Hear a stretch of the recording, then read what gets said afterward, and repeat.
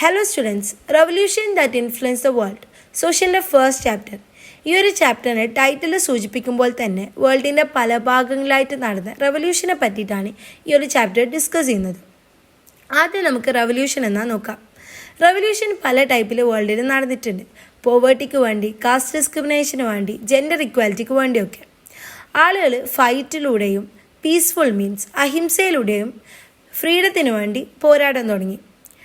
ഈ ഒരു സ്ട്രഗിൾസൊക്കെ അവർ നടത്തിയത് അവരെ റൈറ്റും ഫ്രീഡവും ഡിനൈ ചെയ്യുന്ന സിസ്റ്റത്തിനെ മാറ്റിയിട്ട് പുതിയൊരു സിസ്റ്റത്തിനെ എസ്റ്റാബ്ലിഷ് ചെയ്യാൻ വേണ്ടിയിട്ടാണ്.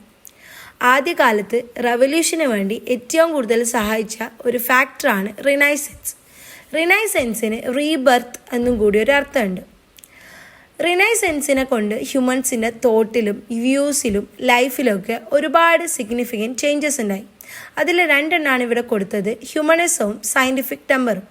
ഹ്യൂമനിസം എന്ന് പറഞ്ഞാൽ മാനവീയതയും സയൻറ്റിഫിക് ടെമ്പർ എന്ന് പറഞ്ഞാൽ ശാസ്ത്രബോധവുമാണ്. ഈ നോവൽ ഐഡിയാസ് പീപ്പിൾ അവരുടെ ഇറേഷണൽ ബിലീഫ്സും ട്രഡീഷൻസും ക്വസ്റ്റ്യൻ ചെയ്യാനുള്ള ഒരു മോട്ടിവേഷൻ കൊടുത്തു. സയൻസിൻ്റെ ഫീൽഡിൽ റിനൈസൻസിൻ്റെ ബർത്ത് കൊണ്ട് 18th സെഞ്ച്വറി ആയപ്പോൾ ഒരു എൻലൈറ്റ്മെൻറ്റ് വരാൻ തുടങ്ങി. ഈ ഒരു കാലത്തെ thinkers freedom, democracy, equality, nationalism എന്നുള്ള ഐഡിയാസ് ആളുകൾക്ക് പ്രൊപ്പഗേറ്റ് ചെയ്യാൻ തുടങ്ങി. ഈ ഐഡിയാസ് ആളുകളെ എൻകറേജ് ചെയ്യുകയും ഡിഫറെൻറ്റ് പാർട്ട് ഓഫ് ദ വേൾഡിലുള്ള ആൾക്കാർ ഓട്ടോക്രാറ്റിക് സിസ്റ്റത്തിനെതിരെ പ്രൊട്ടസ്റ്റ് ചെയ്യാൻ തുടങ്ങി. ഓട്ടോക്രാറ്റിക് സിസ്റ്റം എന്ന് പറഞ്ഞാൽ അപ്പർ കാസ്റ്റ് സിസ്റ്റം. ഇനി നമ്മൾ പഠിക്കാൻ പോകുന്നത് ഇങ്ങനെ പ്രൊട്ടസ്റ്റ് ചെയ്ത, റവല്യൂഷൻ ചെയ്ത പ്ലേസസിനെ കുറിച്ചാണ്.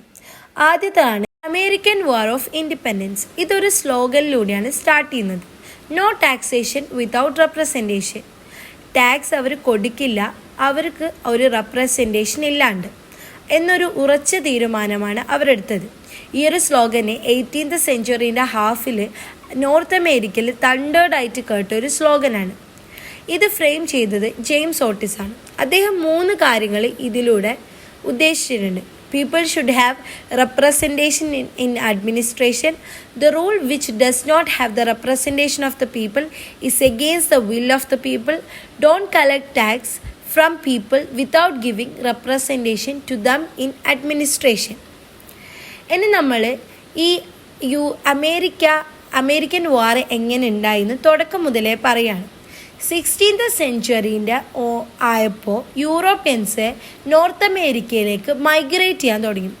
ഇവരുടെ മെയിനായിട്ടുള്ള ലക്ഷ്യം എന്ന് പറഞ്ഞാൽ ഇവരുടെ റിസോഴ്സസ് എക്സ്പ്ലോയിറ്റ് ചെയ്യുക എന്നുള്ളതായിരുന്നു. 18th സെഞ്ച്വറി ആയപ്പോൾ England 13 colonies of eastern cost of north അമേരിക്കയിൽ എസ്റ്റാബ്ലിഷ് ചെയ്തു. മൈഗ്രേഷൻ ടു അമേരിക്ക, എങ്ങനെ അമേരിക്കയിലേക്ക് മൈഗ്രേറ്റ് ചെയ്ത് എത്തി? ക്രിസ്റ്റഫർ കൊളംബസ് എന്ന് പറയുന്ന സ്പാനിഷ് ഗവൺമെൻറ്റിൻ്റെ ഒരു സെയിലർ 1492 നോർത്ത് അമേരിക്കയിൽ റീച്ച് ചെയ്തു. അവിടെ കണ്ട ഇൻഡിജീനിയസ് പീപ്പിളെ അദ്ദേഹം ഇന്ത്യൻസ് എന്ന് വിളിച്ചു. He thought that the place he reached was India. Later അവരെയാണ് നമ്മൾ റെഡ് ഇന്ത്യൻസ് എന്ന് വിളിക്കുന്നത്. അമേരിക്കയിലെ പഴയകാല കോളനീസ് എസ്റ്റാബ്ലിഷ് ചെയ്തത് ഒരു ഗ്രൂപ്പ് ഓഫ് പീപ്പിളാണ്. ഈ ഗ്രൂപ്പ് ഓഫ് പീപ്പിൾ ആരാന്ന് വെച്ചാൽ കിങ് ഓഫ് ഇംഗ്ലണ്ടിൻ്റെ പ്രോസിക്യൂഷൻ, അദ്ദേഹത്തിൻ്റെ ഉപദ്രവം കാരണം അമേരിക്കയിലേക്ക് എക്സിൽഡ് ചെയ്ത് വന്ന ആൾക്കാരാണ്. 17th സെഞ്ച്വറിയിൽ മെയ്ഫ്ലവർ എന്ന ഷിപ്പിലാണ് ഇവർ പലായനം ചെയ്ത് വന്നത്. അവരെയാണ് പിൽഗ്രീം ഫാദേഴ്സ് എന്ന് വിളിക്കുന്നത്. യൂറോപ്യൻ്റെ ഈ ഒരു മൈഗ്രേഷൻ്റെ ഇൻക്രീസ് കാരണം റെഡ് ഇന്ത്യൻസ് ആ ഒരു സ്ഥലത്ത് നിന്നും ഡിസ്പ്ലേസ് ചെയ്ത് വേറെ സ്ഥലത്തേക്ക് പോകാൻ തുടങ്ങി. യൂറോപ്യൻസ് അവരുടെ ലാൻഡും ഫ്ലോക്ക് ഓഫ് ഷിപ്പിംഗ് കൂട്ടവും കൈയടക്കി.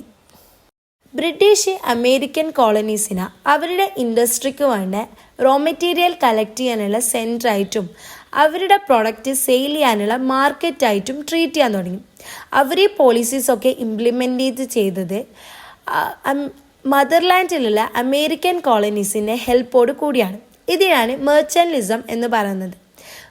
മെർച്ചൻ്റിസത്തിൻ്റെ ഭാഗമായിട്ട് ഒരുപാട് ലോ ഇവർ ഇംപ്ലിമെൻ്റ് ചെയ്തു. ആദ്യത്തെ ലോ ആണ് അവർ ക്യാരി ചെയ്യുന്ന ഗുഡ്സ്, അതായത് അകത്തേക്കോ പുറത്തേക്കോ അവർ ക്യാരി ചെയ്യുന്ന ഗുഡ്സ് ബ്രിട്ടീഷ് ഷിപ്പിലോ അല്ലെങ്കിൽ ബ്രിട്ടീഷ് കോളനീസ് ബിൽഡ് ചെയ്ത ഷിപ്പിലോ മാത്രമേ ക്യാരി ചെയ്യാൻ പാടുള്ളൂ. അടുത്തതാണ് വൂൾ, കോട്ടൺ, ഷുഗർ, ടൊബാക്കോ പോലത്തെ പ്രൊഡക്റ്റ് ഇംഗ്ലണ്ടിലേക്ക് മാത്രമേ എക്സ്പോർട്ട് ചെയ്യാൻ പാടുള്ളൂ. മൂന്നാമത്തെ ലോ ആണ് ബ്രിട്ടീഷ് സ്റ്റാമ്പ്, ലീഗൽ ഡോക്യുമെൻ്റ് ആയിട്ടുള്ള ന്യൂസ് പേപ്പർ, പാംപ്ലെറ്റ്, ലൈസൻസ് പോലത്തെ സാധനങ്ങൾ ഫിക്സ് ചെയ്തിരിക്കണം. അടുത്തതാണ് അവിടെ വർക്ക് ചെയ്യുന്ന ബ്രിട്ടീഷ് ട്രൂപ്സിന് അവിടെ അവർ ഫുഡും ക്വാർട്ടേഴ്സും ഒരുക്കി കൊടുക്കണം. അതായത് അവരുടെ മെയിൻ്റെനൻസ് ഇവർ ഈ colonies നോക്കിക്കൊള്ളണം.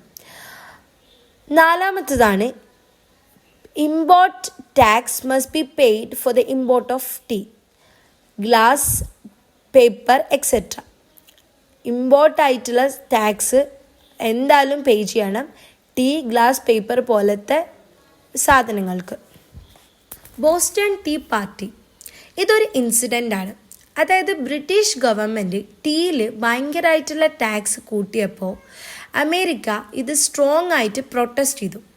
16th December 1773 A group of people, red Indians എന്നറിയപ്പെടുന്ന ഒരു ഗ്രൂപ്പ് ഓഫ് പീപ്പിൾസ് രാത്രി ബോസ്റ്റൺ ഹാർബറിൽ ഒരു ഷിപ്പ് ബോർഡ് ചെയ്യുകയും 342 ചെസ്റ്റ് ഓഫ് ടീ സീയിലേക്ക് ത്രോ ചെയ്യുകയും ചെയ്തു. ഈ പ്രൊട്ടസ്റ്റിനാണ് ബോസ്റ്റൺ ടീ പാർട്ടി എന്നറിയപ്പെടുന്നത്. തിങ്കേഴ്സിൻ്റെ ഐഡിയോളജീസ് കോളനിയിലെ ആൾക്കാരെ ഫൈറ്റ് ചെയ്യാൻ വേണ്ടിയിട്ടുള്ളൊരു മോട്ടിവേഷൻ കൊടുത്തിട്ടുണ്ട് ഈ ബ്രിട്ടീഷ് ലോനെതിരെ. അതിൽ മെയിനായിട്ട് വരുന്ന 2 തിങ്കേഴ്സാണ് ജോൺ ലോക്കും തോമസ് പെയിനും. ജോൺ ലോക്ക് പറയുന്നത് മനുഷ്യന് ചില മൗലിക അവകാശങ്ങളുണ്ട്, അതിനെ ഹനിക്കാൻ ഒരു ഗവൺമെൻറ്റിനും അവകാശമില്ല. Everyone has some fundamental right, no government has the right to suspend them. Thomas Paine പറയുന്നത് ഏതെങ്കിലും വിദേശികതിക്ക്, അതായത് ഇംഗ്ലണ്ട് പോലത്തെ ഈ വൻകര, അതായത് വടക്ക് അമേരിക്ക പോലത്തെ ദീർഘകാലം കീഴടങ്ങി കഴിയണമെന്ന് യുക്തിക്ക് നിരക്കുന്നതല്ല. അതായത് ഒരുപാട് കാലമൊന്നും ഇങ്ങനെ കീഴടങ്ങി കഴിയാൻ കഴിയില്ല. അതുകൊണ്ട് നമ്മൾ എന്ത് ചെയ്യണം, എഴുന്നേറ്റ് നിന്ന് ഫൈറ്റ് ചെയ്യണമെന്ന് ആളുകളെ മോട്ടിവേറ്റ് ചെയ്യുന്നതാണ് ഇവർ ചെയ്തത്. അടുത്ത പോർഷൻസ് നമുക്ക് അടുത്ത ക്ലാസ്സിൽ എടുക്കാം.